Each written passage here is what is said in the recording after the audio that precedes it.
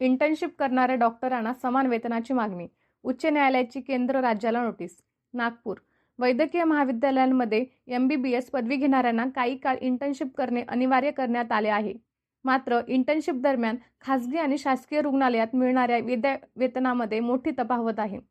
या बाबींची मुंबई उच्च न्यायालयाच्या नागपूर खंडपीठाने दखल घेत या प्रकरणी केंद्र शासनाच्या अंतर्गत येणाऱ्या नॅशनल मेडिकल कमिशन तसेच राज्याच्या वैद्यकीय सचिवांना जबाब नोंदवण्याचे आदेश दिले आहेत.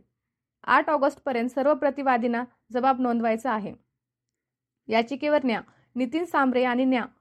अभय मंत्री यांच्या खंडपीठासमक्ष सुनावणी झाली. याचिकेनुसार खासगी वैद्यकीय महाविद्यालयांमध्ये इंटर्नशिपसाठी मिळणाऱ्या विद्यावेतनामध्ये मोठी तफावत आहे.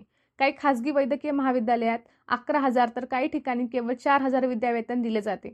दुसरीकडे शासकीय वैद्यकीय महाविद्यालयांमध्ये इंटर्नशिप करणाऱ्या विद्यार्थ्यांना भरघोस 18,000 दिले जातात. वैद्यकीय पदवी तसेच कामाचे स्वरूप समान असताना विद्यावेतनात फरक का, असा सवाल याचिकाकर्त्यांनी उपस्थित केला आहे.